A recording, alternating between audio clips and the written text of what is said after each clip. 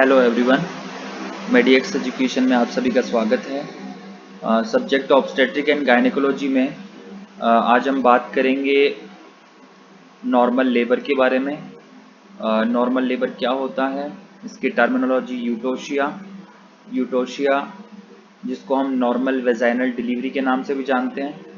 क्या होती है नॉर्मल वेजाइनल डिलीवरी, इसमें कितनी स्टेप्स होती हैं, वो स्टेप में अलग अलग तरीके के स्टेप में कितने स्टेजेस होती हैं, वो किस इवेंट से होकर के गुजरती हैं, ये वेजाइनल डिलीवरी, इन सब के बारे में हम यहाँ पे डिस्कस करेंगे। तो चलिए स्टार्ट करते हैं।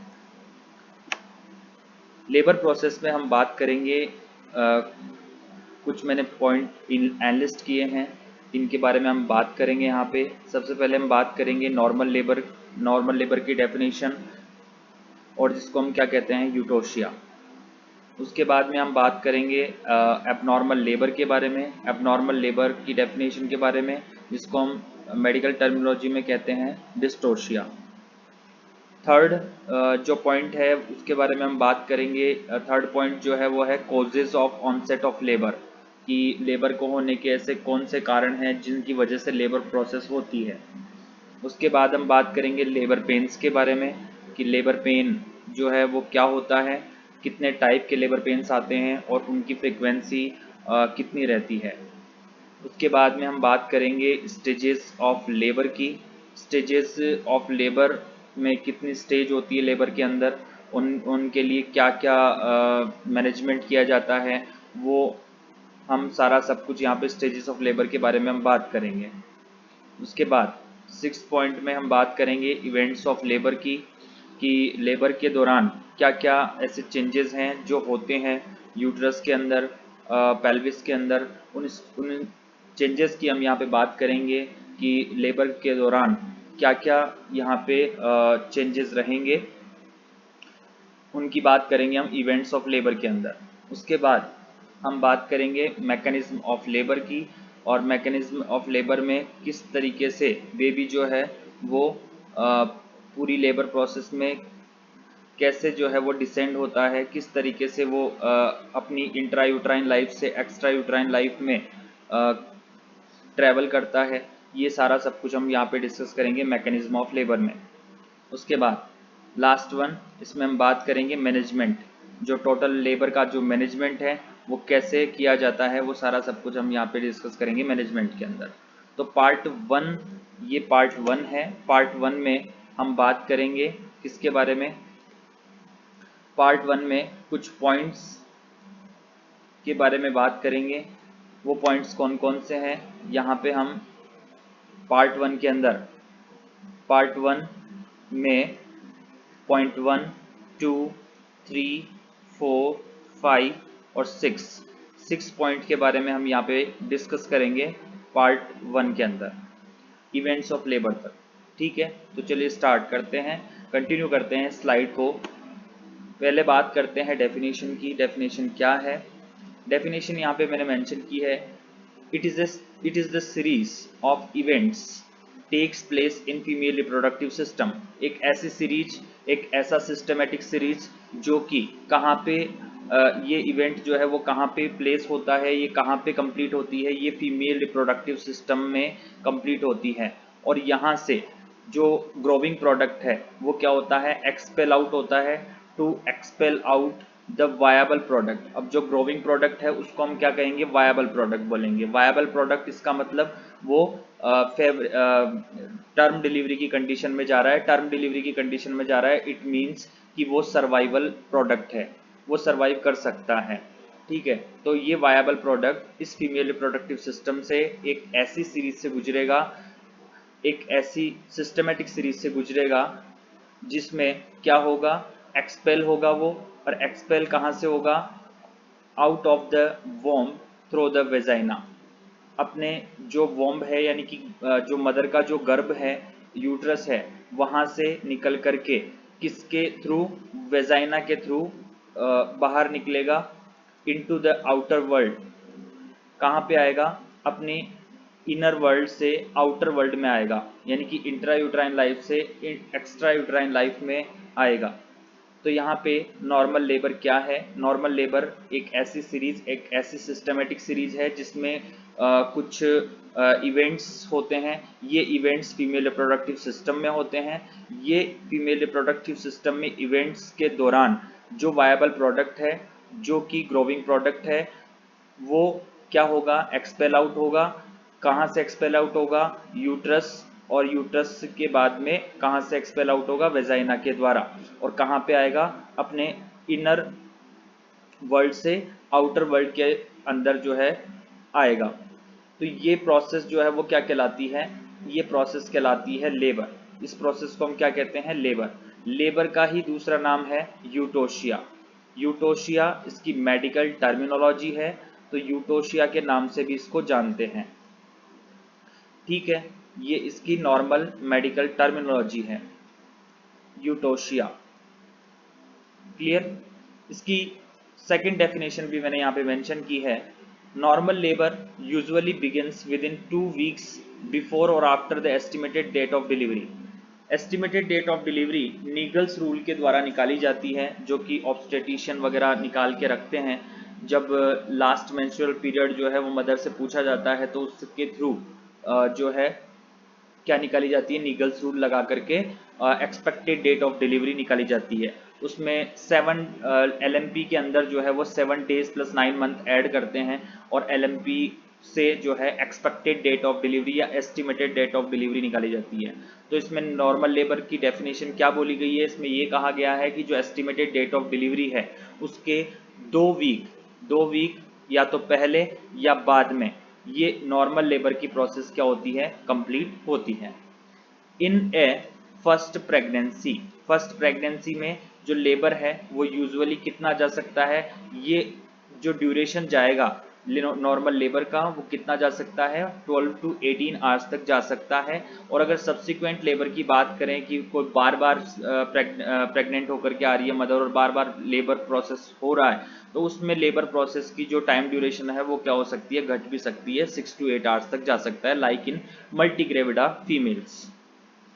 नेक्स्ट हम बात करते हैं नेक्स्ट स्लाइड पे। तो देखिए यहाँ पे स्लाइड में मैंने मेंशन की है एक इमेज जिसमें दिखाया गया है कि ये जो बेबी है और इस बेबी को क्या किया जा रहा है? डिलीवर करवाया जा रहा है। तो डिलीवर यहाँ पे करवा रहे हैं। देखिए यहाँ पे किसी तरीके का कोई जो हेल्थ केयर प्रोवाइडर है इसके हाथ में कोई इंस्ट्रूमेंट नहीं है, यहाँ पे किसी तरीके की कोई सर्जरी नहीं की गई है। तो ये जितनी भी प्रोसेस है वो विदाउट इंस्ट्रूमेंट की जाती है, बिना किसी कट के की जाती है। सारा सब कुछ जो है वो प्रोसेस नॉर्मल चलता है।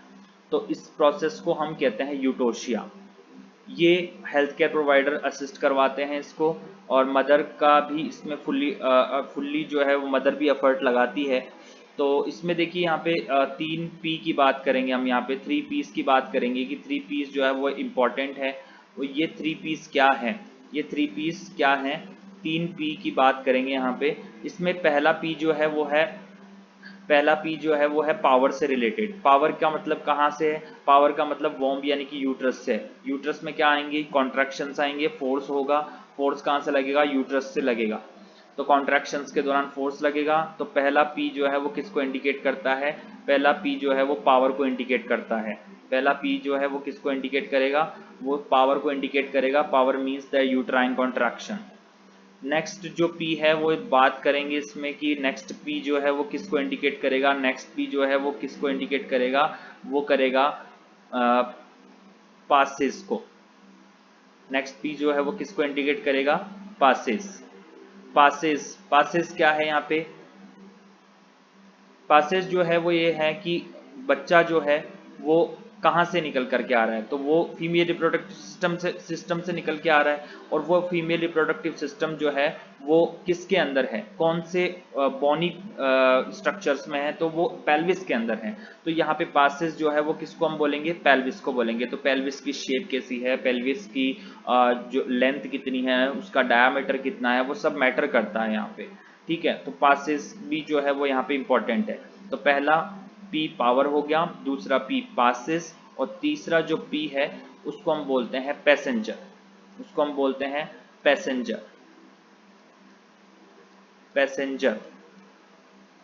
पैसेंजर जो है वो क्या है यहाँ पे? पैसेंजर यानी कि जो ग्रोविंग प्रोडक्ट है, वायबल प्रोडक्ट है, वो बाहर निकल रहा है, तो उसमें क्या क्या निकलेगा देखिए। यहाँ पे यूट्रस के अंदर जो ग्रोविंग हुआ है, क्या क्या ग्रोविंग हुआ है, तो यहाँ पे देखिए फीटस का डेवलपमेंट हुआ है। तो एक तो पैसेंजर क्या हो गया, फीटस हो गया, और फीटस के साथ साथ किसका निर्माण हुआ है, प्लेसेंटा का निर्माण हुआ है। तो ये भी क्या होगा, डिलीवर होगा, ये भी क्या होगा, डिलीवर होगा। तो प्लेसेंटा भी डिलीवर होगा और फीटस की भी डिलीवरी कराई जाएगी। तो पैसेंजर में दोनों कैटेगरी आएगी, फीटस भी आएगा और प्लेसेंटा भी आएगा। फीटस प्लस प्लेसेंटा दोनों जो है वो किसके अंदर आएंगे, पैसेंजर के अंदर आएंगे। तो ये तीन जो मेन पीज हैं वो, ये तीन मेन पी किसको इंडिकेट करते हैं, ये नॉर्मल वेजाइनल डिलीवरी की प्रोसेस में मेन कैरेक्टर्स को इंडिकेट करते हैं। जिसमें पी का मतलब पावर से है, जो कि यूट्राइन कॉन्ट्रैक्शंस की बात कर रहा है यहाँ पे पावर से रिलेशन में। और दूसरा हम बात कर रहे हैं पी की, दूसरा पी जो है वो पासेज से रिलेटेड है, यानी कि पेल्विस की बात हो रही है। और तीसरा पी जो है वो है पैसेंजर, जो कि फीटस और प्लेसेंटा से रिलेटेड है। ठीक है, नेक्स्ट हम स्लाइड पे डिस्कस करते हैं इसको। तो देखिए यहाँ पे 3P यहाँ पे मैंने मेंशन भी किया है। 3P यहाँ पे इस छोटी सी इमेज में देखिए, यहाँ पे 3P की मैंने बात की है। तो इसमें पहला जो है वो है द पावर्स, दूसरा है द पासेस एंड तीसरा है द पैसेंजर। पावर्स मतलब उसका मतलब है forces, forces means that the uterine contractions forces. Second जो पासेस है, पासेस क्या है सर, बर्थ कैनाल है। बर्थ कैनाल यूट्रस है, फिर यूट्रस के अलावा जो है यहाँ पे पेल्विस स्ट्रक्चर्स हैं, उसकी शेप, ठीक है। और उसके अलावा हम बात करें पैसेंजर की, तो पैसेंजर यहाँ पे क्या है, फीटस और प्लेसेंटा है।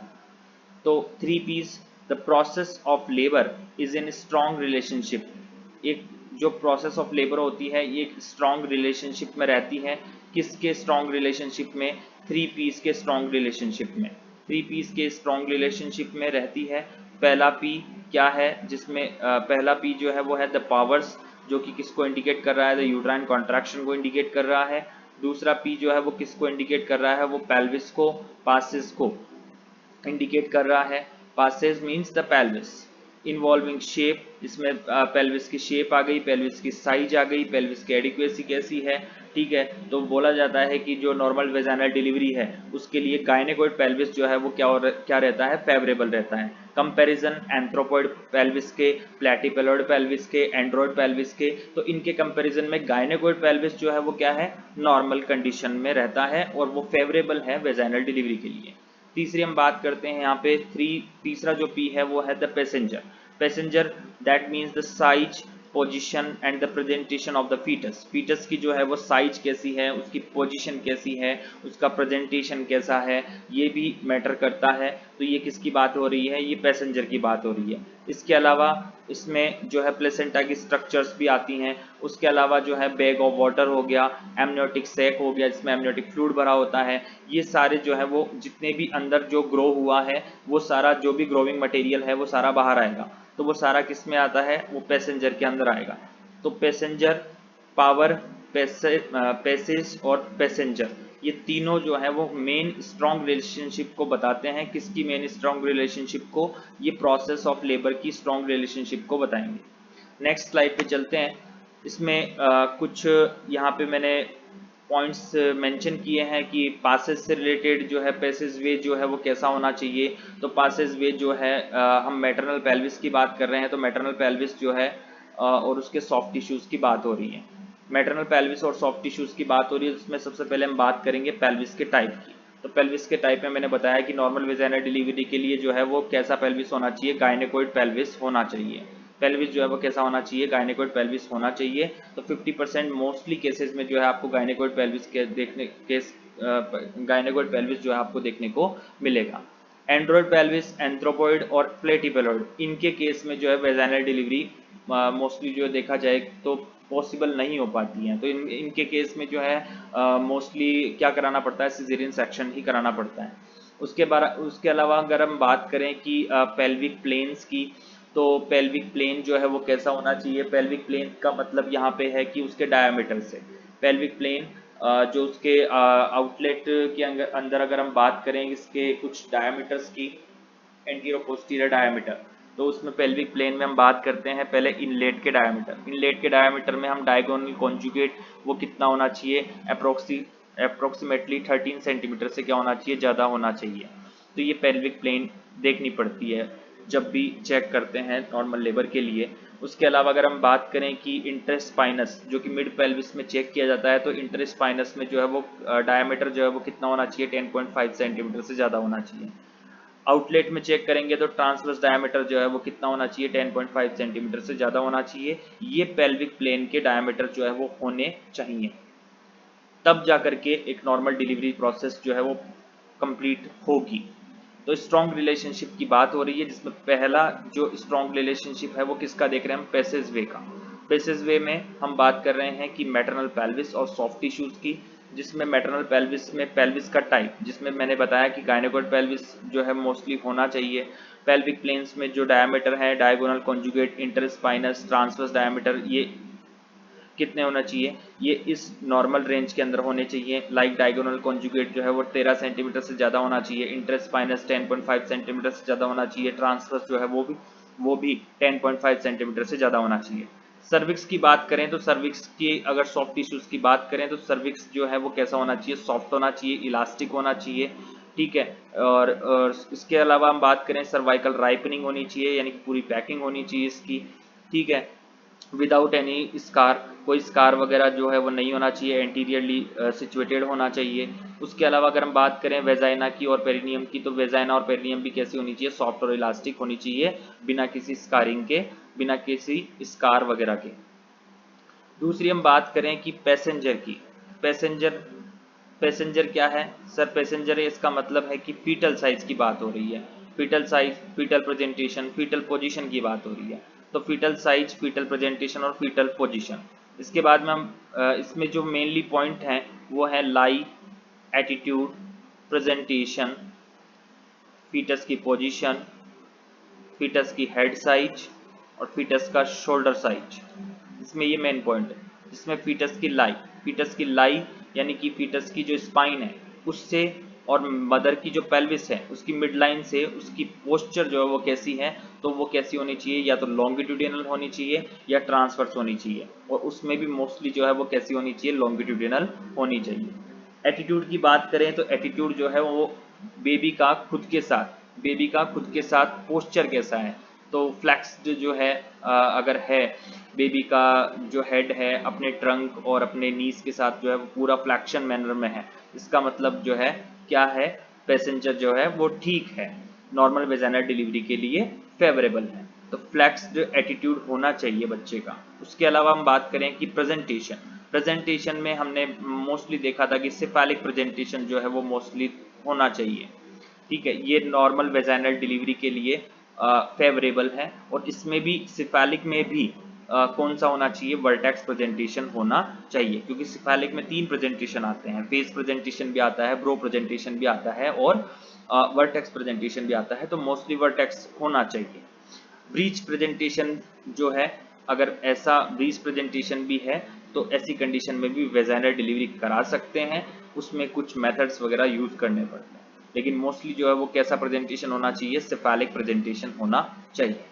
पोजीशन की बात करें तो पोजीशन अलग अलग तरीके की होती हैं, वो अगर हम बात करें कि यहाँ पे डिनोमिनेटर तो ऑक्सीपुट रीजन और सैक्रम रीजन, उससे रिलेशन में टोटल 8 पोजीशंस होती हैं, सैक्रल रीजन और ऑक्सीपुट रीजन को लेकर के। इन दोनों जो डिनोमिनेटर्स हैं, जो बोनी पॉइंट्स हैं, इन दोनों बोनी पॉइंट्स को लेकर के जो बेबी की जो पोजीशन होती है वो पेल्विस के अंदर टोटल कितनी होती हैं, 8 पोजीशन होती हैं, जिसमें लेफ्ट साइड की और कुछ राइट साइड की, तो लेफ्ट साइड की और राइट साइड की और कुछ एंटीरियो पोस्टीरियर, तो उसमें हम 8 पोजीशन पढ़ते हैं, जिसमें पहली आती है OA occiput anterior, OP occiput posterior, ROA right occiput anterior, right occiput posterior, left occiput anterior, left occiput posterior, उसके अलावा sacro anterior, sacro posterior, right sacro anterior, right sacro posterior, left sacro anterior और left sacro posterior. इसमें mostly हम जो है वो occiput वाली जो पोजीशंस हैं उनको ही प्रेफर करते हैं। ठीक है, तो मोस्टली जो है वो 8 जो है हम यहाँ पे पोजीशंस को डिस्कस करते हैं। उसके बाद हम बात करते हैं फीटल हेड साइज की। तो फीटल हेड साइज जो है वो मोस्टली उसमें क्या प्रोसेस होनी चाहिए, नॉर्मल मोल्डिंग की प्रोसेस होनी चाहिए। नॉर्मल मोल्डिंग क्या, नॉर्मल मोल्डिंग यानी कि जो स्कल बोन्स है वो ओवरलैप होनी चाहिए। तो ओवरलैप जब बेबी का हेड जो है वो बर्थ कैनाल से जब डिलीवर होता है तो उसके दौरान जो है बेबी के हेड की जो स्कल बोन्स है उनमें मोल्डिंग की प्रोसेस पाई जाती है। मोल्डिंग की प्रोसेस का मतलब स्कल बोन्स थोड़ी बहुत क्या होती हैं, एक दूसरे के ऊपर ओवरलैप होती हैं, जिससे कि बच्चे का हेड जो है वो आसानी से बर्थ कैनाल से बाहर आ सके। तो ये मोल्डिंग की प्रोसेस जो है वो अप्रोक्सीमेटली 0.4 mm इतनी ओवरलैप जो है वो बॉर्न हो सकती है मोल्डिंग की प्रोसेस में, तो ये भी होना चाहिए। फीटल हेड की साइज में मोल्डिंग की प्रोसेस जो है वो होनी चाहिए। उसके अलावा फीटल शोल्डर साइज ये हम जो है मोस्टली हम एबनॉर्मल जो लेबर होता है उसमें मोस्टली हम चेक करते हैं शोल्डर डिस्टोशिया के केस में और क्लेविकुलर फ्रैक्चर के केस में। उसके बाद हम बात करें पावर्स की, तो पावर का मतलब है सर यहाँ पे बात हो रही है यूट्राइन कॉन्ट्रैक्शंस की। यूट्राइन यानी यूट्रस की कंडीशन कैसी है, तो उसमें हम बात करेंगे उसके फ्रीक्वेंसी की, उसका ड्यूरेशन, उसकी इंटेंसिटी और उसकी रेस्टिंग टोन। तो यहाँ पे जो फ्रीक्वेंसी है वो फ्रीक्वेंसी जो है वो कैसी हो सकती है, इरेगुलर भी हो सकता है रेगुलर हो। Amount of time from the beginning of one contraction to the beginning of the next contraction. ठीक है, तो ये ऑक्सीटोसिन के अमाउंट पे भी डिपेंड करता है कि उसकी फ्रीक्वेंसी कैसी रहेगी, रेगुलर रहेगी, इरेगुलर रहेगी, कॉन्ट्रैक्शंस कैसे रहेंगे, वो अकॉर्डिंग टू हार्मोनल चेंजेस। उसके बाद हम बात करें इसके ड्यूरेशन की, तो ड्यूरेशन देखो टाइमिंग बढ़ भी सकती है, टाइमिंग घट भी सकती है, कॉन्ट्रैक्शंस जो है वो ज़्यादा भी हो सकते हैं, एवरेज कंडीशन में भी जा सकते हैं। उसके अलावा इंटेंसिटी की बात करें तो इंटेंसिटी में उसकी फ्रिक्वेंसी जो है वो माइल्ड हो सकती है, मॉडरेट और थोड़ी स्ट्रॉन्ग भी हो सकती है। ठीक है, तो हो सकता है कि ज़्यादा स्ट्रॉन्ग यूट्राइन कॉन्ट्रैक्शंस आ जाए, हो सकता है कि बिल्कुल भी ना आए, तो उसके अनुसार जो है यहाँ पे पावर को चेक किया जाता है।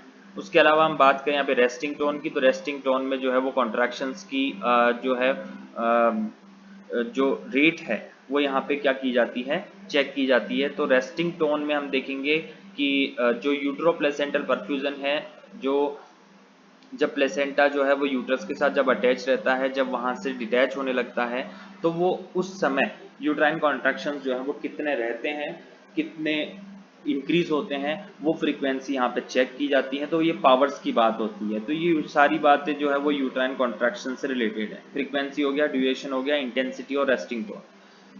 इनके बारे में पर्टिकुलर जो ऑब्स्टेट्रिकल टर्मिनोलॉजी में हम अलग से डिस्कस करेंगे, इसके अलग से वीडियो के अंदर। हमने यहाँ पे थोड़ा इसका नॉर्मल व्यू देखा है क्योंकि हम नॉर्मल लेबर के प्रोसेस के बारे में बात कर रहे हैं, और इतना हमारे पास इसमें इतना टाइम नहीं है कि हम इन टर्मिनोलॉजी को डिस्कस करें। जितना हो सकता था थोड़ा बहुत मैं इसमें मेंशन करके बता रहा हूँ। ठीक है, तो नेक्स्ट स्लाइड पे चलते हैं। नॉर्मल लेबर की डेफिनेशन हमने यहाँ पे डिस्कस की थी। उसके बाद में हम इसकी बात करते हैं नॉर्मल लेबर के क्राइटेरिया के बारे में, कि ऐसा कौन सा क्राइटेरिया जो है वो होना चाहिए यूटोशिया के लिए। यूटोशिया नॉर्मल लेबर के लिए क्या क्या क्राइटेरिया जो है वो होना चाहिए। तो देखिए सबसे पहला जो क्राइटेरिया है वो ये है कि स्पॉन्टेनियस होना चाहिए लेबर। लेबर जो है वो कैसा होना चाहिए, स्पॉन्टेनियस होना चाहिए, सडन होना चाहिए। तो स्पॉन्टेनियस होगा इसका मतलब वो नेचुरल प्रोसेस में आ रहा है। दूसरा क्राइटेरिया क्या है, दूसरा क्राइटेरिया ये है कि स्पॉन्टेनियस टर्म डिलीवरी होनी चाहिए। टर्म डिलीवरी का मतलब कि जो 37 वीक पे आ चुकी है, वो जो वीक ऑफ जेस्टेशन है, मदर का जो वीक ऑफ जेस्टेशन है वो कितना आ चुका है, 37 वीक तक आ चुका है। तो 37 से लेकर के 42 वीक ऑफ जेस्टेशन, 37 से लेकर के 42 वीक ऑफ जेस्टेशन, अगर इसके बीच में अगर डिलीवरी की प्रोसेस कंप्लीट होती है तो इसको हम कहते हैं टर्म डिलीवरी। तो ये इन क्राइटेरिया है नॉर्मल लेबर का, कि नॉर्मल लेबर जो है वो कौन से क्राइटेरिया को फॉलो करना चाहिए 37 से 42 वीक ऑफ जेस्टेशन के बीच में, यानी कि स्पॉन्टेनियस टर्म डिलीवरी होनी चाहिए। तीसरी प्रोसेस की वर्टेक्स प्रेजेंटेशन होना चाहिए। बच्चे का जो प्रेजेंटेशन है, बच्चे के जो हेड का प्रेजेंटेशन है वो कैसा होना चाहिए, वर्टेक्स प्रेजेंटेशन होना चाहिए। सिफेलिक प्रेजेंटेशन में हमने डिस्कस भी किया था। फोर्थ जो बात है, फोर्थ जो क्राइटेरिया है वो ये है कि अगर जो नॉर्मल लेबर अगर होती है तो उस नॉर्मल लेबर में जो है वो किसी भी तरीके का कोई कॉम्प्लिकेशन मदर को और बेबी को नहीं होना चाहिए। फिफ्थ जो क्राइटेरिया है वो ये है कि विदाउट यूज ऑफ इंस्ट्रूमेंट, बिना किसी इंस्ट्रूमेंट के, बिना किसी वैक्यूम इंस्ट्रूमेंट के और बिना वैक्यूम डिलीवरी के जो है ये प्रोसेस कंप्लीट होनी चाहिए। यहाँ पे किसी तरीके कोई इंस्ट्रूमेंट काम में नहीं लेंगे, कोई वैक्यूम वगैरह काम में नहीं लेंगे, फोर्सेप डिलीवरी काम में नहीं लेंगे, तो यहाँ पे सारी प्रोसेस नॉर्मली चलेगी। और क्या होना चाहिए, विदाउट एनी प्रोलोंगेशन, यानी कि जो नॉर्मल लेबर का जो क्राइटेरिया है, ड्यूरेशन है, वो नॉर्मल ड्यूरेशन जो है उसी के अंदर होना चाहिए। ये लेबर प्रोसेस जो है वो लंबी नहीं जानी चाहिए।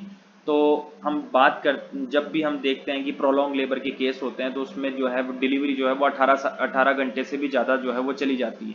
तो प्रोलॉन्ग लेबर जो है प्रोलॉन्ग लेबर का केस जो है वो ऐसा नहीं होना चाहिए नॉर्मल लेबर के केस में। तो नॉर्मल लेबर जो है वो नॉर्मल ड्यूरेशन, नॉर्मल क्राइटेरिया में ही होना चाहिए। अपनी नॉर्मल जो ड्यूरेशन है स्टेजेस ऑफ लेबर की, उसके अनुसार ही जो है वो होना चाहिए। तो नॉर्मल लेबर के मेन क्राइटेरिया क्या है, स्पॉन्टेनियस लेबर होना चाहिए, स्पॉन्टेनियस टर्म डिलीवरी होनी चाहिए, वर्टेक्स प्रेजेंटेशन होना चाहिए, विदाउट एनी कॉम्प्लिकेशन, बिना किसी कॉम्प्लिकेशन के। किन किन को कॉम्प्लिकेशन, मदर को और बेबी को। तो मदर को और बेबी को किसी तरीके का कोई कॉम्प्लिकेशन नहीं होना चाहिए। उसके अलावा इंस्ट्रूमेंटल डिलीवरी नहीं होनी चाहिए, वैक्यूम डिलीवरी यहाँ पे पॉसिबल नहीं होनी चाहिए, और किसी तरीके का कोई टाइम ड्यूरेशन भी नहीं बढ़ना चाहिए। नेक्स्ट स्लाइड पे चलते हैं, एबनॉर्मल लेबर की बात करते हैं। एबनॉर्मल लेबर क्या है, यानी कि ऐसा लेबर प्रोसेस जो कि नॉर्मल लेबर के क्राइटेरिया को फुलफिल नहीं करता। इसका मतलब जो भी नॉर्मल क्राइटेरिया थे नॉर्मल लेबर के, वो सारे क्या रहेंगे, एब्सेंट रहेंगे। इसका मतलब क्या है, ये कैसा लेबर है, ये एबनॉर्मल लेबर कहलाएगा। इस लेबर को क्या बोलेंगे, एबनॉर्मल लेबर बोलेंगे। तो कोई भी deviation, any deviation from the definition of normal labour की डेफिनेशन से कोई भी डेविएशन अगर आता है तो वो किसके अंदर आएगा, एबनॉर्मल लेबर के अंदर आएगा। तो एबनॉर्मल लेबर में जो है ये स्पॉन्टेनियस नहीं होगा, टर्म डिलीवरी नहीं होगा, इसमें बहुत सारे कॉम्प्लिकेशंस जो है मदर में और फीटस में देखने को मिल सकते हैं। तो ये कुछ एबनॉर्मल लेबर के क्राइटेरिया में आते हैं। तो एबनॉर्मल लेबर का जो टॉपिक है वो हम अलग से वीडियो में डिस्कस करेंगे और बहुत लेंथी टॉपिक है। इसमें हम बात करेंगे obstructed labour, precipitate labour, obstructed labour, ठीक है, इन सब के बारे में हम यहाँ पे बात करेंगे। तो अभी हम यहाँ पे केवल डेफिनेशन देख रहे हैं क्योंकि हम लेबर प्रोसेस पढ़ रहे हैं, इसलिए हम नॉर्मल लेबर और एबनॉर्मल लेबर को थोड़ा रिलेट करके देखेंगे। द टर्म एबनॉर्मल लेबर और labour dystocia refers to a situation where there is a slow और नो प्रोग्रेस इन लेबर, यानी कि ये जो प्रोसेस है, एबनॉर्मल लेबर की जो प्रोसेस है, ये एक ऐसी सिचुएशन है जो कि स्लो भी हो सकती है और हो सकता है कि लेबर प्रोग्रेस इसमें ना हो, ठीक है। तो रुक भी सकती है स्टेजेस, तो उसकी कंडीशन में जो है किसी वजह से रुक सकती है। हो सकता है कि पेल्विस की स्ट्रक्चर सही नहीं है, हो सकता है कि फीटस जो है वो डेड हो चुका है, हो सकता है कि टर्म प्रेगनेंसी नहीं है, ठीक है। तो बहुत सारी सिचुएशंस ऐसी आ जाती हैं जहाँ पे प्रोग्रेस ऑफ लेबर जो है वो कंप्लीट नहीं हो पाती है। तो वो सारा जो क्राइटेरिया है वो किसके अंदर आएगा, वो सारा क्राइटेरिया जो है वो किस में आएगा, वो सब एबनॉर्मल लेबर के अंदर आएगा। नेक्स्ट हम बात करते हैं यहाँ पे causes of onset of labour की, कि ऐसे कौन से कारण हैं जिनकी वजह से जो है वो लेबर प्रोसेस हुई है, लेबर प्रोसेस कंप्लीट होती है। तो देखिए यहाँ पे फिजियोलॉजी ऑफ लेबर की बात करते हैं। तो फिजियोलॉजी ऑफ लेबर में हम तीन कैटेगरी में हमने इसको डिवाइड किया है। फीटस में क्या चेंजेस आएंगे यहाँ पे फिजियोलॉजिकली, प्लेसेंटा और मेम्ब्रेन्स में क्या चेंजेस आएंगे, और मदर के अंदर जो है वो क्या क्या चेंजेस आएंगे। तो ये इन तीनों के कोऑर्डिनेशन से ही ये causes of onset of labour जो है वो कंप्लीट होती है, ये फिजियोलॉजी ऑफ लेबर कंप्लीट होती है। तो इसमें होता क्या है, फीटस के अंदर जो हाइपोथैलेमस होता है, यहाँ पे हाइपोथैलेमस से जो है वो कॉर्टिकोट्रोपिक रिलीजिंग हार्मोन यहाँ पे रिलीज होता है और ये एंटीरियर पिट्यूटरी पे एक्ट करता है और ACTH को रिलीज करता है। ACTH एडेनोकॉर्टिकोट्रोपिक हार्मोन, ये एडेनोकॉर्टिकोट्रोपिक हार्मोन जो एड्रिनल ग्लैंड है, ये एड्रिनल ग्लैंड जो फीटस की जो एड्रिनल ग्लैंड है, ये एड्रिनल ग्लैंड पे वर्क करता है और एड्रिनल ग्लैंड पे वर्क करके यहाँ पे जो ग्लूकोकॉर्टिकॉइड हार्मोन है जो कि कौन सा है, कॉर्टिसोल, इस कॉर्टिसोल का क्या करेगा, निर्माण करेगा।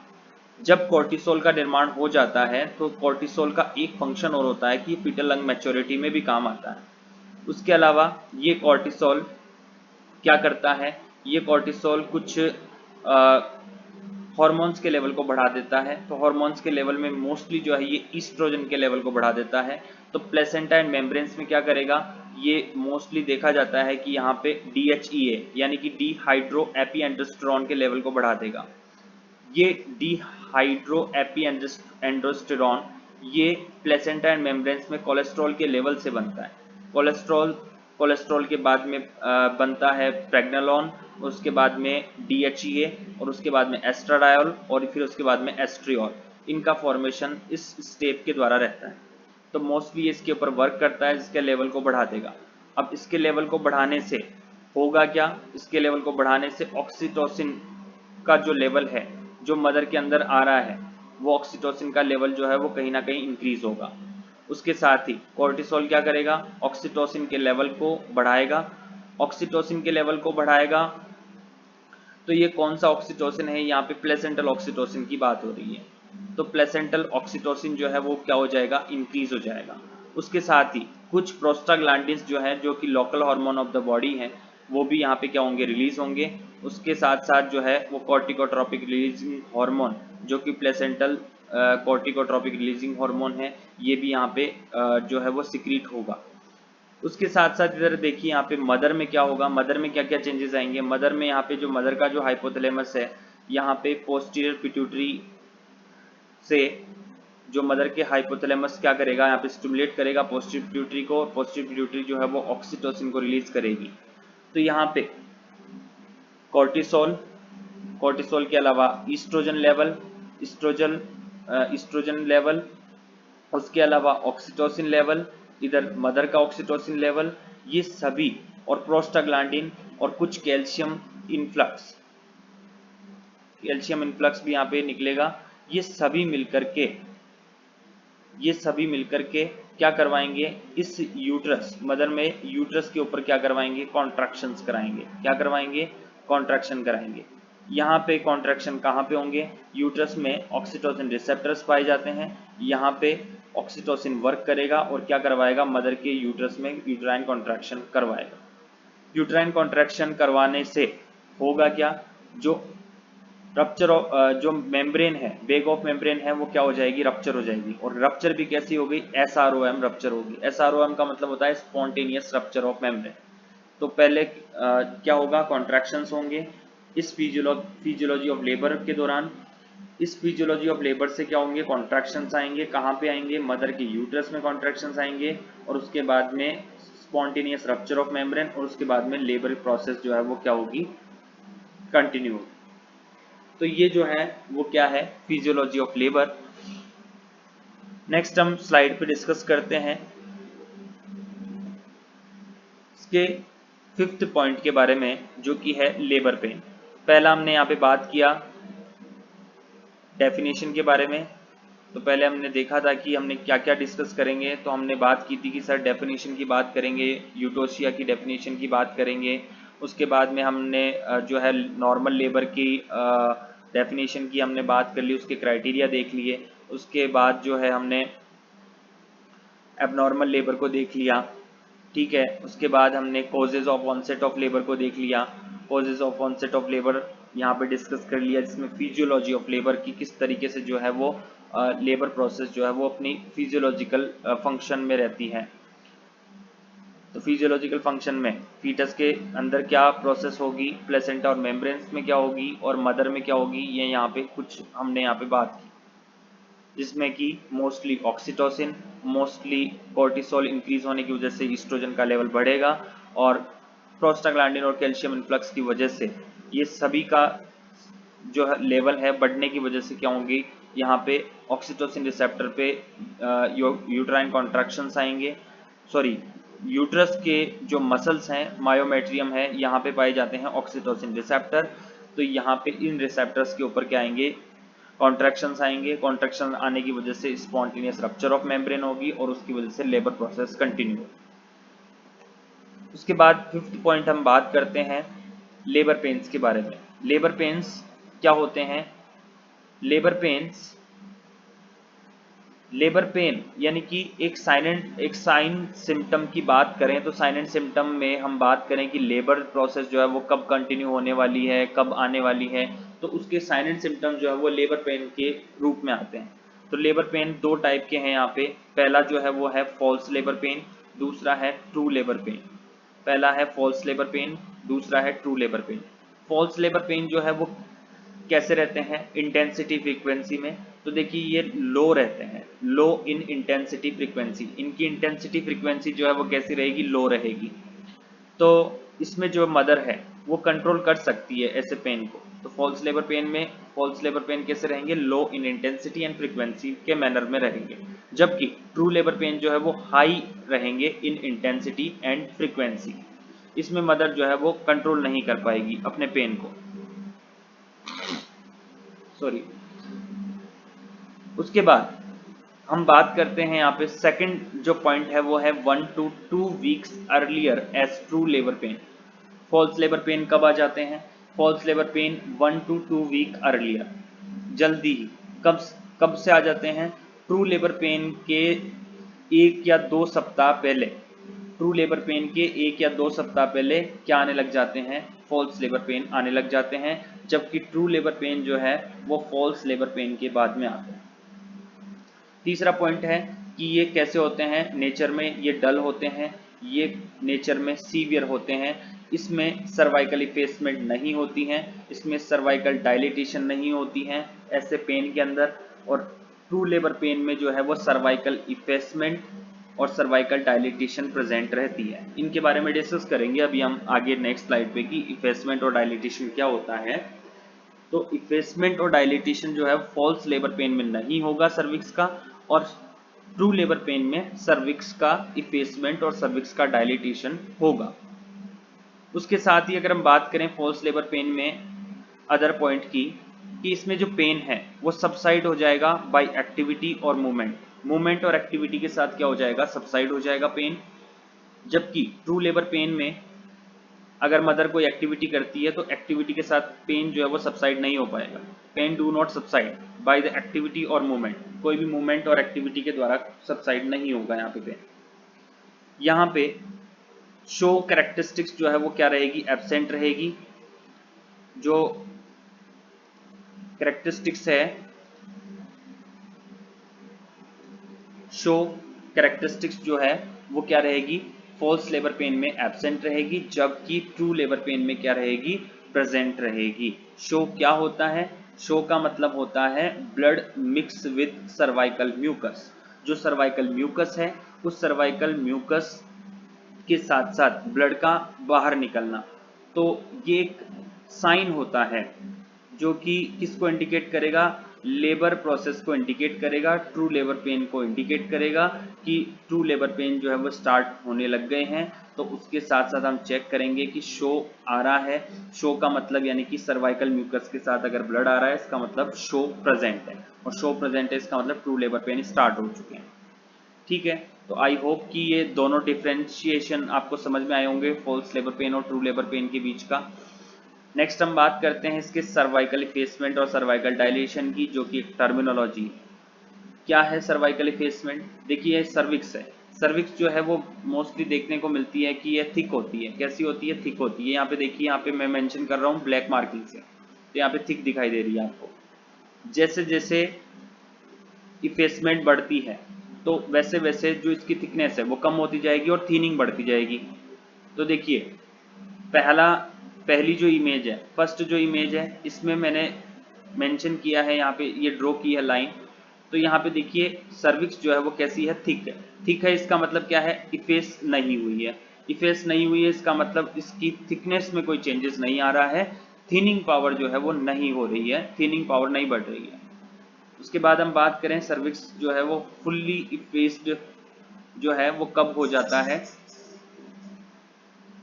Cervix is fully effaced and dilated to 1 centimetre. अब यहाँ पे क्या रहेगा, इफेसमेंट चालू हो जाएगी, 1 सेंटीमीटर से स्टार्ट होगी। अब 1 सेंटीमीटर से स्टार्ट होगी तो धीरे धीरे यहाँ पे जो सर्विक्स है वो क्या होने लग जाएगा, धीरे धीरे अपनी थिकनेस को कम करेगा और क्या होने लग जाएगा, थिन होने लग जाएगा, पतला होने लग जाएगा। तो जैसे जैसे सर्विक्स डायलेट होगा, देखिए यहाँ पे सर्विक्स क्या हो रहा है, धीरे धीरे डायलेट हो रहा है, सर्विक्स क्या हो रहा है, धीरे धीरे डायलेट हो रहा है। तो देखिए पहले वाली इमेज में आप देखिए, पहले वाली इमेज में किसी तरीके का कोई गैप नहीं है, यानी कि फुल पैकिंग है यहाँ पे। यहाँ पे थोड़ा सा 1 सेंटीमीटर अगर डायलेट होता है तो यहाँ पे सर्विक्स जो है वो इफेस होना चालू हो जाएगा। इफेस होना चालू होगा तो इसका मतलब धीरे धीरे थिनिंग में आएगा, थिकनेस से थिनिंग में आएगा। उसके बाद देखिए यहाँ पे थर्ड इमेज में cervix is dilated to 5 centimetre. Cervix जो है यहाँ पे कितना डायलेट हो चुका है, सर्विक्स जो है वो 5 सेंटीमीटर डायलेट हो चुका है। इसका मतलब इफेसमेंट जो है वो बढ़ रही है। अब इफेसमेंट बढ़ रही है, इसका मतलब जो सर्विक्स की जो थिनिंग है वो बढ़ रही है और थिकनेस कम हो रही है। फिर जब फुल्ली डायलेटेड हो जाएगा, यानी कि 10 सेंटीमीटर सर्विक्स जो है वो अगर डायलेट हो जाता है, 10 सेंटीमीटर का मतलब फुल्ली डायलेट होना, अगर फुल्ली डायलेट हो जाता है तो ऐसी कंडीशन में सर्विक्स जो है वो क्या हो जाएगा, यहाँ पे पूरा प्रॉपर मैनर में थिन हो जाएगा और यहाँ पे फुल्ली सर्विक्स क्या हो जाएगा, डायलेट हो जाएगा। तो यहाँ पे सर्विक्स क्या हो गया, फुल्ली डायलेट हो गया। और यहाँ पे देखिए जो सर्विक्स जो है वो आपको बिल्कुल भी दिखाई नहीं दे रहा है, ठीक है, तो बिल्कुल थिन हो जाता है ये। तो सर्वाइकल इफेसमेंट क्या है, cervical effacement it is a thinning power of the cervix. तो थिनिंग पावर कहाँ से आएगी सर, थिकनेस से आएगी। तो जैसे जैसे सर्विक्स का डायलेटेशन बढ़ेंगे वैसे वैसे सर्विक्स क्या होता जाएगा, इफेसमेंट होती जाएगी। सर्विक्स की जो इफेसमेंट है, सर्विक्स की जो थिनिंग पावर है वो क्या होती जाएगी, प्रोसीड होती जाएगी। तो सर्विक्स का डायलेटेशन अगर बढ़ता है तो डायलेटेशन के साथ साथ सर्वाइकल इफेसमेंट भी होगी। ये दोनों टर्मिनोलॉजी साथ ही चलती हैं, सर्वाइकल इफेसमेंट और सर्वाइकल डायलेटेशन। तो इसमें हम बात करते हैं कि डायलेटेशन की कि प्राइमरी ग्रेविडा वीमन जो पहली बार प्रेग्नेंट होती हैं उनमें कितना होता है। तो सर्वाइकल डायलिटेशन जो है वो प्राइमरी ग्रेविडा वीमन में जब तक सर्विक्स जो है वो 3 सेंटीमीटर तक डायलेट नहीं हो जाता है, यानी कि 3 सेंटीमीटर तक डायलिटेशन तक, सर्विक्स के 3 सेंटीमीटर डायलिटेशन तक कितना सेंटीमीटर जो है वो पर आवरली सर्विक्स डायलेट होगा। तो प्राइमरी ग्रेविडा में 0.5 सेंटीमीटर पर आवर, एक घंटे में कितना, 0.5 सेंटीमीटर। कब तक, जब तक 3 सेंटीमीटर तक सर्विक्स जो है वो प्रॉपर डायलेट नहीं हो जाता। मल्टीग्रेविडा, मल्टीग्रेविडा यानी कि जो 2-3 बार प्रेग्नेंट हो चुकी है, ऐसी मदर के अंदर 1 सेंटीमीटर पर आवर जो है सर्विक्स का डायलेटेशन रहेगा। कब तक, अप टू 3 सेंटीमीटर। उसके बाद प्राइमरी ग्रेविडा, यहाँ पे जो केस है वो ये है कि 3 सेंटीमीटर के बाद का केस है। 3 सेंटीमीटर के बाद का केस यानी कि 3 से 10 सेंटीमीटर की बात हो रही है। तो 3 से 10 सेंटीमीटर तक अगर सर्विक्स का डायलिटेशन अगर आता है तो ऐसे केस में प्राइमरी ग्रेविडा में कितना सेंटीमीटर सर्विक्स डायलेट होगा, 1 सेंटीमीटर पर आवर। और मल्टी ग्रेविडा में जो है वो कितना होगा, 1.5 सेंटीमीटर पर आवरली सर्विक्स डायलेट होगा। जब तक सर्विक्स जो है वो कितना नहीं आ जाता, 3 सेंटीमीटर से 10 सेंटीमीटर तक नहीं आ जाता, तब तक जो है वो इतना चलेगा। प्राइमरी ग्रेविडा वीमन के अंदर 1 सेंटीमीटर पर आवरली और मल्टी ग्रेविडा में 1.5 सेंटीमीटर पर आवरली क्या होगा, सर्विक्स धीरे धीरे डायलेट होगा। और उसके डायलिटेशन के साथ साथ ही क्या होगी, सर्विक्स की इफेसमेंट चालू रहेगी। ठीक है, तो आई होप कि आपको ये चीज समझ में आई होगी, सर्वाइकल इफेसमेंट और सर्वाइकल डायलिटेशन। नेक्स्ट स्लाइड पे डिस्कस करते हैं इसकी स्टेजेस के बारे में। Stages of labour, stages of labour में हम बात करते हैं पहला first stage of labour. First stage of labour किसको कहते हैं, फर्स्ट स्टेज ऑफ लेबर कहाँ से स्टार्ट होती हैं, ये स्टार्ट होती हैं विद ट्रू लेबर पेन, जो कि अभी हमने डिस्कस किया था। तो ये कहाँ से स्टार्ट होती हैं, ट्रू लेबर पेन से स्टार्ट होती हैं और कहाँ पे एंड होती हैं, to end with full dilatation of cervix. कहाँ से स्टार्ट होगी, ट्रू लेबर पेन से स्टार्ट होगी और कहाँ पे एंड होगी, फुल डायलेट और full dilatation of the cervix. जब तक सर्विक्स जो है फुल डायलेट नहीं हो जाता तब तक चलेगी। इसी को हम क्या कहते हैं, सर्वाइकल स्टेज कहते हैं। इसी को क्या कहते हैं, सर्वाइकल स्टेज कहते हैं। प्राइमरी ग्रेविडा यानी कि जो पहली बार प्रेग्नेंट हुई है उस मदर में ये जो स्टेज रहेगी वो 12 से 16 घंटे तक चलेगी। मल्टीग्रेविडा ये जो यानी कि जो 2 या 3 बार प्रेग्नेंट हो चुकी है उसके अंदर जो है वो कम से कम कितनी चलेगी, 6 से 8 घंटे तक जो है ये प्रोसेस चलेगी। ये ड्यूरेशन है प्राइमरी ग्रेविडा और मल्टी ग्रेविडा की फर्स्ट स्टेज ऑफ लेबर की। उसके बाद हम बात करें इसकी फेजेस की कि क्या क्या फेजेस हैं। तो इसमें 3 फेज आती हैं mostly, latent phase, active phase और ट्रांजिशनल फेज। क्या होता है इनमें, चलिए देखते हैं। लेटेंट फेज में क्या होगा, लेटेंट फेज में यहाँ पे सबसे पहले हम बात करते हैं सर्वाइकल डायलिटेशन की। तो हमने देखा कि 12 से 16 घंटे का जो टाइम पीरियड है वो पूरा जो है फर्स्ट स्टेज ऑफ लेबर में लग रहा है प्राइमरी ग्रेविडा वीमन के अंदर। तो प्राइमरी ग्रेविडा वीमन में सर्वाइकल डायलिटेशन लेटेंट फेज में कितना रहेगा, सर्वाइकल डायलिटेशन 1 to 3 सेंटीमीटर रहेगा। लेटेंट फेज जब तक चलेगी यानी कि कितने ड्यूरेशन तक, अप्रोक्सीमेटली 8 आवर्स, 8 घंटे तक जब तक ये चलेगी तब तक जो है डायलिटेशन कितना आएगा, 1 to 3 सेंटीमीटर डायलेट होगा सर्विक्स पहली स्टेज में भी कौन सी, फर्स्ट स्टेज ऑफ लेबर में भी लेटेंट फेज में। उसके बाद यूट्राइन कॉन्ट्रैक्शन की बात करते हैं तो इसमें जो यूट्राइन कॉन्ट्रैक्शंस आएंगे वो कब आएंगे, एवरी 15 to 30 मिनट, हर 15 से 30 मिनट के दौरान जो है वो क्या आएंगे, यूट्राइन कॉन्ट्रैक्शन आएंगे। कितनी देर के लिए ये रुकेंगे, uterine contraction remains for 15 to 30 second, 15 से 30 सेकेंड के लिए ये यूट्राइन कॉन्ट्रैक्शन स्टे रहेंगे, रुकेंगे। और उसके बाद 15 से 30 सेकेंड रुका, फिर 15 से 30 मिनट का गैप लग गया, फिर यूट्राइन कॉन्ट्रैक्शन अपीयर हुआ, वो 15 से 30 मिनट तक रुका। तो इस तरीके से चलेंगे। तो पहला यूट्राइन कॉन्ट्रैक्शन आया, ये आया 15 से 30 सेकेंड का, फिर 15 से 30 मिनट का गैप लगा, फिर दूसरा यूट्राइन कॉन्ट्रैक्शन, ये भी कितना, 15 से 30 सेकेंड का, ये भी 15 से 30 सेकेंड तक रुका। उसके बाद वापस 15 से 30 मिनट का गैप, फिर 15 से 30 सेकेंड तक यूट्राइन कॉन्ट्रैक्शन आया और रुका। तो ये प्रोसेस जो है वो कब तक चलेगी, लेटेंट फेज में अप्रोक्सीमेटली 8 आवर्स तक, और इसमें सर्विक्स का डायलिटेशन कितना रहेगा, 1 to 3 सेंटीमीटर। ऐसी कंडीशन में मदर जो है वो कैसी रहेगी, टॉकेटिव रहेगी। मदर को ज़्यादा कोई एंजियस फील नहीं करना पड़ेगा, ठीक है, तो मदर आराम से बातचीत कर पाएगी। नेक्स्ट हम बात करें एक्टिव फेज की। एक्टिव फेज में क्या होगा, एक्टिव फेज में अब देखो सर्विक्स का डायलिटेशन बढ़ रहा है, तो लेटेंट में 1 से 3 सेंटीमीटर तक बढ़ गया, अब आगे आगे बढ़ाना है। तो सर्वाइकल डायलिटेशन एक्टिव फेज में कितना बढ़ेगा, 4 to 7 सेंटीमीटर तक जाएगा। 4 to 7 सेंटीमीटर तक जाएगा, इसका मतलब टाइम ड्यूरेशन कम हो गया। तो टाइम ड्यूरेशन उसमें अप्रोक्सीमेटली 8 आवर्स तक था लेटेंट में, इसमें कितना हो जाएगा, 2 to 3 आवर। ये जो ड्यूरेशन है एक्टिव फेज का वो क्या हो गया, कम हो गया। 2 से 3 घंटे तक ही ये एक्टिव फेज रहेगी। इसमें सर्विक्स का डायलिटेशन 4 to 7 सेंटीमीटर रहेगा। यूट्राइन कॉन्ट्रैक्शन इसमें रिपीट होंगे 3 to 5 मिनट, 3 to 5 मिनट पे रिपीट होंगे। और कितनी देर तक रुकेंगे, ये 45 से 60 सेकेंड तक रुकेंगे। जैसे पहला यूट्राइन कॉन्ट्रैक्शन आया, ये 45 से 60 सेकेंड तक रुका। फिर दूसरा यूट्राइन कॉन्ट्रैक्शन 3 से 5 मिनट के बाद, तो ये भी 45 से 60 सेकेंड तक रुका। फिर तीसरा कॉन्ट्रैक्शन, ये भी 3 से 5 मिनट के बाद 45 से 60 सेकेंड तक का।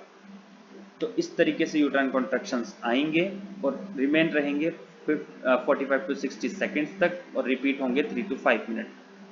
टाइम ड्यूरेशन 2 to 3 आवर का एक्टिव फेज, और 4 to 7 सेंटीमीटर इसमें क्या रहेगी, सर्विक्स की डायलिटेशन रहेगी।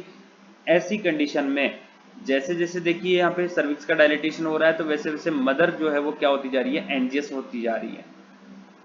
तो मदर क्या फील करेगी, मदर एंजियस फील करेगी, रेस्टलेसनेस फील करेगी, बहुत ज़्यादा थकान महसूस करेगी। उसके बाद transitional phase, first stage of labour में ही चल रहे हैं। पहला पढ़ा हमने लेटेंट फेज, दूसरा एक्टिव फेज, तीसरा है ट्रांजिशनल फेज। ट्रांजिशनल फेज में सर्विक्स जो है वो कैसा रहेगा, फुल्ली डायलेटेड रहेगा, 8 to 10 सेंटीमीटर तक आएगा। इसमें जो यूट्राइन कॉन्ट्रैक्शन है वो कितना रहेगा, ये एवरी 2 to 3 मिनट। ये लास्ट आवर्स की बात हो रही है जिसमें कि मोस्टली यूट्राइन कॉन्ट्रैक्शन कब रिपीट होंगे, एवरी 2 to 3 मिनट। पहला यूट्राइन कॉन्ट्रैक्शन आया, ये कितनी देर तक रुका, 60 से 90 सेकेंड तक, 60 से 90 सेकेंड तक रुका। उसके बाद दूसरा यूट्राइन कॉन्ट्रैक्शन 2 से 3 मिनट के बाद, फिर वापस 60 से 90 सेकेंड तक रुका। फिर 2 से 3 मिनट के बाद यूट्राइन कॉन्ट्रैक्शन, फिर 60 से 90 सेकेंड तक रुका। फिर यूट्राइन कॉन्ट्रैक्शन आया और फिर कितना रुका, 60 से 90 सेकंड तक रुका, 2 से 3 मिनट के गैप से आया। तो ये यूट्राइन कॉन्ट्रैक्शन रुकेंगे कब, कितनी देर रुकेंगे, 60 से 90 सेकंड, यानी कि 1 मिनट से 1.5 मिनट तक रुकेंगे। और यूट्राइन कॉन्ट्रैक्शन रिपीट होंगे कितनी देर में, 2 to 3 मिनट में। अब देखिए यहाँ पे टाइम ड्यूरेशन, यहाँ पे जो पहले के कंपैरिजन में जो टाइमिंग था वो क्या हो गया, बहुत ज़्यादा कम हो गया, और फ्रीक्वेंसी भी क्या हो गई है, बढ़ गई है, 1.5 मिनट तक रुक रहा है। तो यूट्राइन कॉन्ट्रैक्शन अगर रुकेंगे इतनी देर तक तो मदर जो है वो बहुत ज़्यादा एंजियस हो जाएगी, बहुत ज़्यादा रेस्टलेसनेस फील करेगी। तो ऐसी कंडीशन में बहुत ज़्यादा सीवियर पेन होगा। तो सर्वाइकल डायलिटेशन 8 to 10 सेंटीमीटर रहेगा, इसमें फुल डायलिटेशन होगा। तो इसमें माना जाता है कि आइडियल जो यूट्राइन कॉन्ट्रैक्शन है वो कितने आने चाहिए, 10 मिनट के अंदर 3 यूट्राइन कॉन्ट्रैक्शन आने चाहिए। मदर को कितने आने चाहिए, आइडियल यूट्राइन कॉन्ट्रैक्शन 10 मिनट में कितने आने चाहिए, 3 यूट्राइन कॉन्ट्रैक्शन आने चाहिए, इसका मतलब नॉर्मल कंडीशन। मदर जो है ऐसी कंडीशन में ट्रांजिशनल फेज में क्या फील करेगी, mother feels out of control and wants to be down with each contraction. हर कॉन्ट्रैक्शन के साथ जो है वो क्या करेगी, बैठने की कोशिश करेगी, लेटने की कोशिश करेगी। तो ऐसी कंडीशन में जो है वो मदर क्या रहेगी, बहुत ज़्यादा एंजियस फील करेगी, आउट ऑफ कंट्रोल रहेगी। तो ऐसी कंडीशन में हम ओपियोइड एनाल्जेसिक्स वगैरह यूज़ कर सकते हैं लेबर के दौरान। लेबर में हम यूज़ कर सकते हैं मॉर्फिन यूज़ कर सकते हैं, पैथेडीन यूज़ कर सकते हैं। ये ओपियोइड एनाल्जेसिक्स हैं जो कि पेन को क्या करेंगे, किस हद तक कम करेंगे। अब कम करेंगे तो इसको हम जो है सेडेटिव्स और एनाल्जेसिक्स भी हम यहाँ पे यूज़ कर सकते हैं, जो कि मोस्टली देखा जाता है कि लेटेंट और एक्टिव फेज में ही हम यूज़ कर सकते हैं। कब यूज़ कर सकते हैं, मोस्टली लेटेंट और एक्टिव फेज। लेटेंट और एक्टिव फेज का मतलब यानी कि 8 सेंटीमीटर से पहले, जब तक सर्विक्स का डायलिटेशन 8 सेंटीमीटर तक ना हो गया हो। तो पहले लेटेंट फेज में हमने बात की थी कि लेटेंट फेज जो है वो कितना 1 to 3 सेंटीमीटर सर्विक्स का डायलिटेशन, ठीक है। और एक्टिव फेज जो है वो कितनी है, 4 to 7 सेंटीमीटर सर्विक्स के डायलिटेशन की बात हो रही है। तो इस समय यानी कि लेटेंट और एक्टिव फेज में हम क्या दे सकते हैं उसको, ओपियोइड एनाल्जेसिक्स सेडेटिव्स वगैरह दे सकते हैं। लेकिन 8 सेंटीमीटर के बाद यानी कि अगर मदर की कंडीशन जो है वो ट्रांजिशनल फेज में आती है तो ऐसी कंडीशन में हम सेडेटिव्स और एनाल्जेसिक्स यूज नहीं करेंगे। तो मोस्टली जो है ऑब्स्टेट्रिशियन रिकमेंड करते हैं कि लेटेंट और एक्टिव फेज में ही क्या लगाया जाए, ओपियोइड एनाल्जेसिक्स और सेडेटिव्स यूज किए जाए। उसके बाद हम बात करते हैं second stage of labour. First stage of labour I hope कि आपको समझ में आया होगा, नहीं समझ में आया तो आप वापस बैक करके वीडियोस को देख सकते हैं। नेक्स्ट हम बात करेंगे सेकंड स्टेज ऑफ लेबर की। सेकंड स्टेज ऑफ लेबर क्या है, पहली स्टेज थी कि ट्रू लेबर पेन से लेकर के end of the full dilatation of the cervix. ये कहाँ से स्टार्ट होगी, ये स्टार्ट होगी आफ्टर द फुल डायलिटेशन, यानी कि जब तक फुल डायलिटेशन हो चुका है पहली स्टेज में। तो ये कब होगी, फुल डायलिटेशन के बाद में। तो it starts after full dilatation of cervix to कहाँ तक जाएगी, end with the expulsion of fetus, जब तक फीटस की डिलीवरी नहीं हो जाती। तो फीटस की डिलीवरी करवा के ही मानेगी। तो सेकंड स्टेज में क्या होगा, फीटस की डिलीवरी होगी। मेन बात, मोटी मोटी बात ये, in this stage complete the delivery of the fetus, fetus की डिलीवरी होगी। टाइम ड्यूरेशन कितना रहेगा, प्राइमी ग्रेविडा, पहली बार जो प्रेग्नेंट हुई है उस मदर में टाइम ड्यूरेशन रहेगा 2 से 3 घंटे का। मल्टी ग्रेविडा जो 2-3 बार प्रेग्नेंट हो चुकी है, ऐसी कंडीशन में जो है मल्टी ग्रेविडा वीमन के अंदर जो है वो 30 मिनट के दौरान ही फीटस की डिलीवरी पॉसिबल रहेगी। इसकी 2 फेजेस हैं, एक प्रोपल्सिव फेज है, एक एक्सपल्सिव फेज है। चलो देखते हैं क्या है प्रोपल्सिव फेज। प्रोपल्सिव फेज का मतलब ये है कि यहाँ पे जो पेल्विक फ्लोर है वो पेल्विक फ्लोर पे क्या आएगा, फीटस का हेड, फीटस का head, pelvic floor, pelvic diaphragm या पेरिनियम बोल दो या सर्विक्स बोल दो।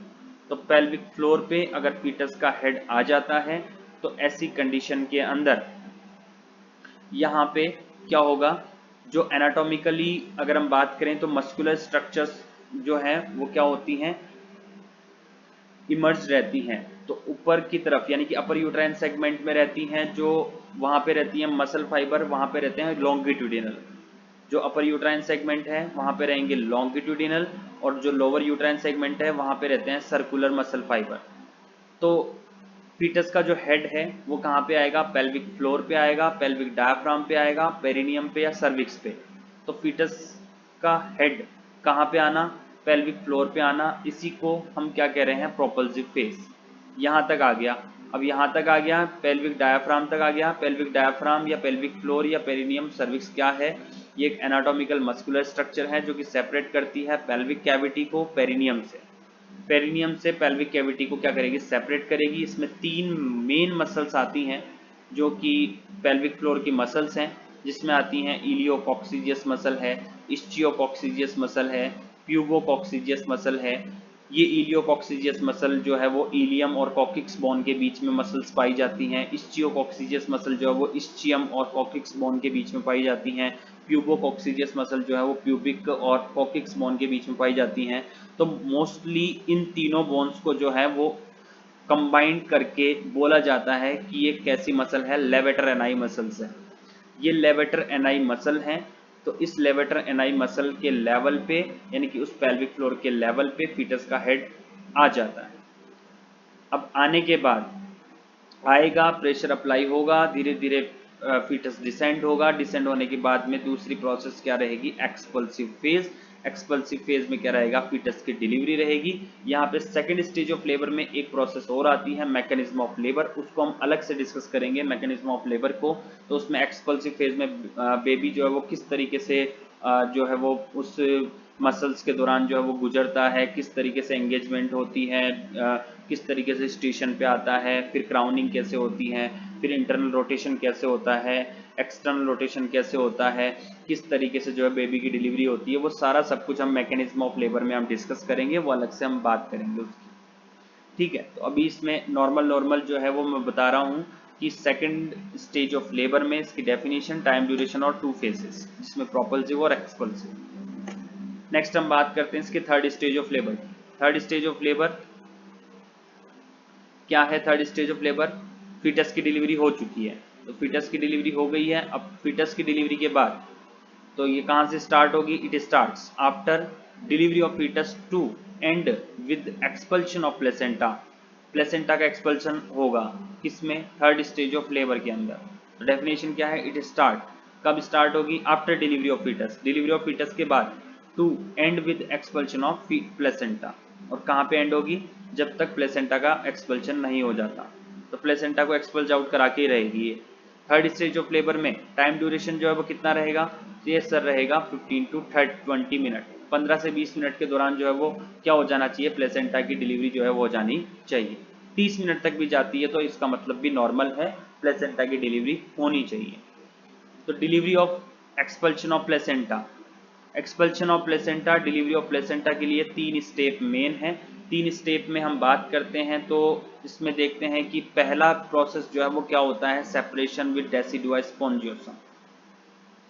पहली प्रोसेस, पहली स्टेप क्या है, एक्सपल्शन की, प्लेसेंटा के एक्सपल्शन की, प्लेसेंटा की डिलीवरी की। जो पहली स्टेप है वो है सेपरेशन विद डेसिडुआ स्पॉन्जियोसम।